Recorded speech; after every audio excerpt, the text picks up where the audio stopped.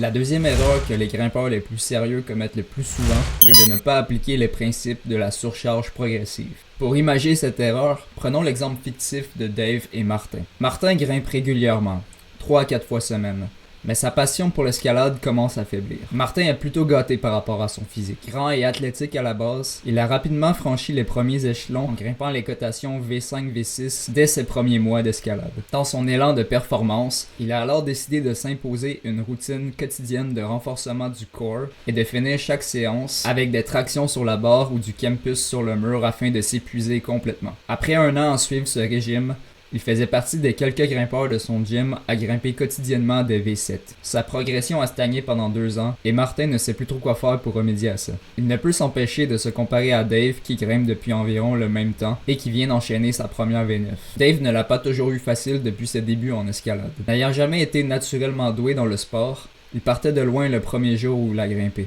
Mais il a rapidement été séduit par le caractère individuel et psychologique de ce sport. Du plus loin qu'il se souvienne, Dave a toujours dû travailler très fort pour franchir chaque cotation. Ses attributs physiques ne lui permettant pas de grimper plus fort que V4 naturellement, il s'est rapidement rendu compte qu'il devrait travailler là-dessus pour continuer de progresser. C'est pour cette raison qu'il a rapidement fait appel à un coach. C'est ainsi qu'il fut initié au principe de la surcharge progressive. Avec une approche systématique et basée sur la science, Dave a alors progressé lentement mais sûrement pendant 4 ans. Après 1 an seulement à s'entraîner avec son coach, il égalait déjà les performances de ceux qui le surclassaient au début. Après 4 ans, il faisait partie des meilleurs grimpeurs de son gym. Considérons que Dave et Martin investissent environ le même temps et énergie dans leur entraînement. Pourquoi Dave continue-t-il de progresser à vitesse constante alors que Martin semble stagner à l'infini? La raison en est que le corps de Martin s'est adapté depuis longtemps à son régime d'entraînement. Les adaptations qui devaient avoir lieu ont déjà eu lieu. Lorsque Martin demande à son corps d'effectuer plus de traction sur la barre ou d'effectuer plus de répétitions de son exercice de core, il n'en résulte plus de gains de force, mais uniquement des gains d'endurance qui ne lui sont pas d'une grande utilité sur le mur. Les quelques brèves sessions de campusing qu'il fait sur le mur sont bien trop dispersées et manquent la rigueur nécessaire à l'obtention de vrais résultats. Sans oublier que Martin est déjà assez doué en explosivité et devrait plutôt travailler sur sa force statique. Martin ne travaille pas sur ses faiblesses, uniquement sur ses forces, et il n'a pas une approche assez progressive pour obtenir de vrais résultats. De son côté, l'entraînement de Dave, méticuleusement préparé par son coach, vient viser ses faiblesses dès qu'il en a une. La raison en est fort simple.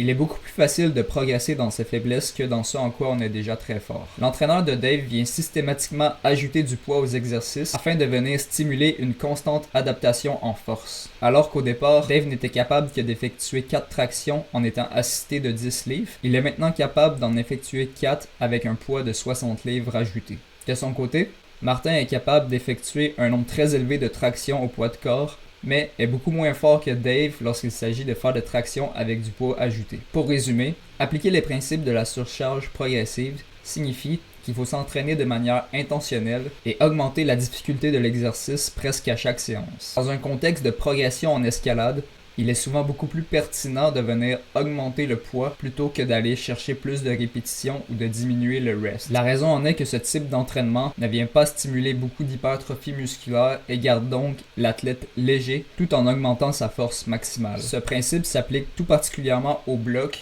où la force maximale est vraiment importante. Une dernière chose pour finir. Beaucoup de grimpeurs appliquent les principes de la surcharge progressive à tout leur corps, négligent de l'appliquer à l'attribut le plus important en escalade, c'est-à-dire la force des doigts. Le mythe qu'il suffit de grimper pour augmenter sa force de doigt ne respecte en rien les principes de la surcharge progressive qui est un principe valable dans tous les sports. La force des doigts ou de la grip en général doit être entraînée de manière systématique et extérieure à l'escalade si on veut obtenir des résultats optimaux.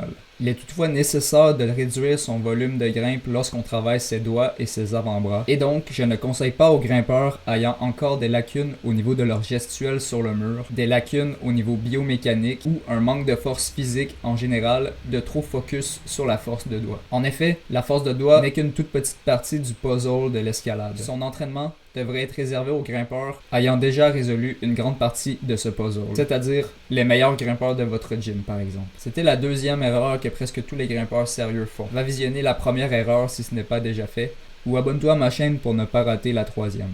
A plus!